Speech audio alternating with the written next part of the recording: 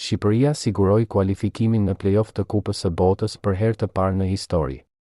Pa diskutim një sukses i jashtëzakonshëm nga kuqezinjtë, të cilët mbrëmjen e dieshme triumfuan 1-0 ndaj Andorrës në transfer.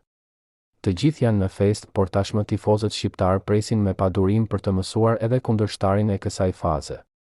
Kundërshtarët e mundshëm janë Skocia, Hungaria, Çekia dhe Slovakia. Tashmë është mësuar data kur kuqezinjtë do të mësojnë se kur do të hidhet shorti i play-offit dhe kur do të marrë fund pritja e shqiptarëve. Më 20 nëntor të gjithë do të jemi sy e vesh nga njoni për të mësuar kundërshtarin.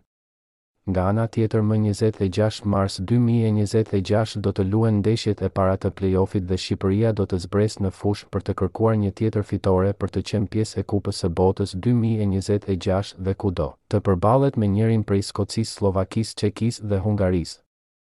Ndërkohë, më 5 dhjetor do të hidhet shorti për Kupën e Botës, ku do të mësojmë të gjitha përballjet që do të jenë në këtë turne.